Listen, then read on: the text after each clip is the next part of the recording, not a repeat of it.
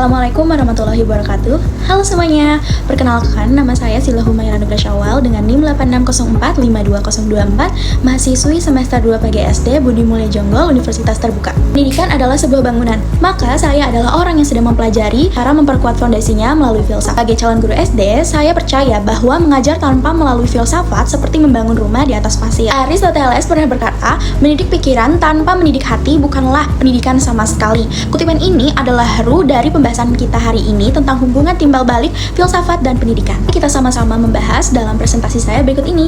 Tolong disimak ya teman-teman. Filsafat adalah akar yang menopang pohon ilmu pendidikan. Jika akarnya rapuh atau tidak kritis, maka buahnya yaitu praktik pengajaran akan mudah tumbang oleh perubahan zaman. Memperkuat filsafat berarti memberikan daya tahan intelektual bagi para pendidik. Filsafat ilmu memberikan landasan kokoh bagi ilmu pendidikan melalui 3 pilar berikut. Pertama adalah landasan ontologi, yaitu menentukan objek materi pendidikan. Filsafat membantu menjawab apa sebenarnya hakikat manusia yang ingin dididik. Yang kedua yaitu epistemologi, yaitu berkaitan dengan metodologi. Bagaimana cara mentransfer pengetahuan secara efektif? Apakah melalui empirisme yaitu pengalaman atau rasionalisme? Ini mendasari lahirnya berbagai metode pelajaran. Akhir yaitu landasan aksiologis, menentukan nilai dan etika. Untuk apa ilmu itu diajarkan? Filsafat memastikan bahwa pendidikan tidak hanya mencetak orang pintar, tetapi juga orang yang berkarakter dan beretika. Selain itu, pendidikan bagi filsafat adalah laboratorium praktis. Disinilah gagasan filosofis diuji efektivitasnya dalam membentuk karakter dan kompetensi nyata bagi manusia. Dalam memandang ilmu pendidikan, filsafat ilmu bekerja dengan 3 cara pandang utama. Yang pertama adalah gagasan sistematis. Filsafat ilmu menuntut pendidikan untuk tersusun secara logis dan terintegrasi. Pendidikan bukan sekedar mata pelajaran yang terpisah, melainkan satu kesatuan sistem, yaitu input, proses, dan output yang dirancang untuk mencapai kesempurnaan potensi manusia. Yang kedua adalah gagasan reflektif, adalah kemampuan untuk berhenti sejenak dan berpikir ulang. Filsafat mendorong para pendidik untuk terus mengevaluasi diri. Apakah kurikulum saat ini masih relevan? Apakah cara kita mendidik justru mematikan kreativitasnya? Yang terakhir adalah gagasan kontekstual. Filsafat ilmu memastikan pendidikan tidak tersaingi dari zamannya. Di era digital saat ini, filsafat ilmu berperan menyesuaikan nilai-nilai pendidikan dengan realitas teknologi, tanpa mengorbankan hakikat kemanusiaan. Pendidikan harus adaptif terhadap tantangan lokal maupun global, seperti isu lingkungan, keberagaman, dan kecerdasan buatan, yaitu AI. Tanpa filsafat, pendidikan akan menjadi praktik tanpa arah. Sebaliknya, tanpa pendidikan, filsafat adalah ilmu yang hanya akan menjadi teori tanpa aksi. Duanya bekerja sama untuk memanusiakan manusia secara utuh. Yang pertama, bagaimana filsafat ilmu mengawasi dan memperkuat eksistensi ilmiahan serta nilai-nilai dalam ilmu pendidikan. Kedua, bagaimana pendidikan yang bermakna dan bernilai turut memperkuat perkembangan filsafat ilmu.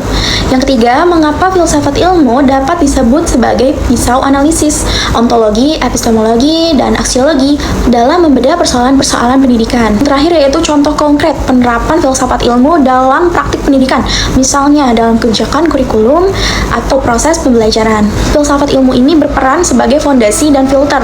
Ia memastikan ilmu pendidikan memiliki objek kajian yang jelas, yaitu eksistensi, menggunakan metodologi yang valid dan logis, yaitu keilmiahan, serta tetap berpegang pada etika dan tujuan memanusiakan manusia, yaitu nilai. Yang kedua adalah pendidikan memperkuat filsafat ilmu.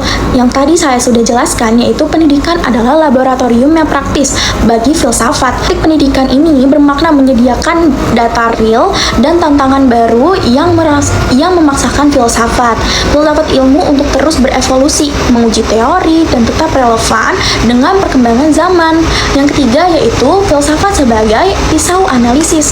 Disebut demikian karena apa? Karena kemampuannya membedah masalah secara dalam melalui ontologi, aksiologi, dan epistemologi. Untuk yang ontologi yaitu menanyakan apa hakikat masalahnya. Untuk yang epistemologi yaitu menanyakan bagaimana cara atau metode menyelesaikan secara ilmiah. Untuk yang aksiologi menanyakan untuk apa solusi itu diambil dan apa dampak moral oralnya. Contoh yang keempat adalah contoh konkret penerapan. Untuk yang kurikulum, pergeseran dari hafalan ke berpikir kritis, yaitu perubahan epistemologi. Yang kedua adalah kebijakan.